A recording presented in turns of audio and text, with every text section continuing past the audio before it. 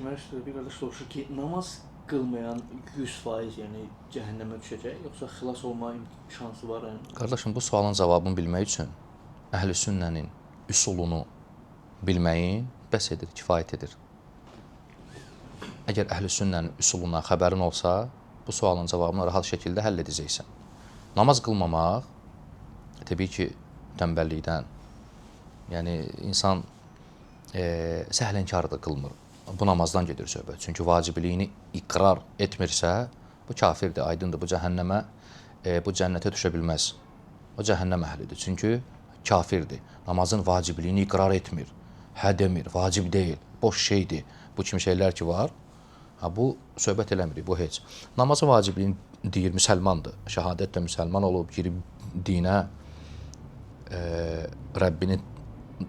Rəbbini tanıyır, kitabını, peyğəmbərini, lakin namaz qılmır, səhlənkarı, tənbəlliyindən qılmır namazı. Yəni, bilir ki, boynundadır, qılmalıdır. Bilir ki, boynundadır, mənə də aiddir, lakin qılaran filan bu kimi şeylər, bu namaz qılmayan Əhl-i-Sünnənin üsulu var, böyük günah sahiblərinin aqibəti, axirətdəki aqibəti və salam, üsulla həll edirsən. Mən baxıram, insanlar bunlar danışırlar, boş-boş şeylər, hamısı bir elə deyir, bir elə deyir. Üsuldan xəbərsizdirlər ona görə. Əhl-i-Sünnənin üsuluna görə böyük günah sahibləri axirətdə nə olacaq? Allahın istəyi altındadır. Allahın istəyi, fi məşiyyətillah. Allahın istəyi altındadır nə deməkdir? Yəni Allah subhanahu və teala istəsə onu bağışlayacaq, o birbaşa düşəcək cənnətə. İstəsə onu, o namaz qılmadığına görə cəhənnəm odunda yandıracaq, təmizlənəndən sonra son mənzili cənnət olacaq, məalı. Son mənzili niyə cənnət olacaq? Çünki kafir deyil ona görə. Kafirlər də əbədi cəhənnəmdə qalan. O müsəlmandır deyə o çıxacaq. İndi burada sual çıxır. Allah Teala onu cəhənnəm oduna salsa, bağışlamaq istəmədi.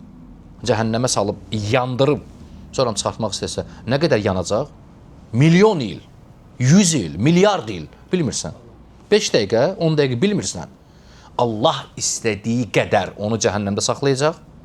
Bağışlamasa, sonra son mənzili cənnət olacaq. Budur üsul. Yaxud istəsə, fi məşiyyətillah nə deməkdir? Allahın istəyi altındadır. Nə deməkdir? İstəsə bağışlayar onu, salar. Amma sən bilmirsən bunu.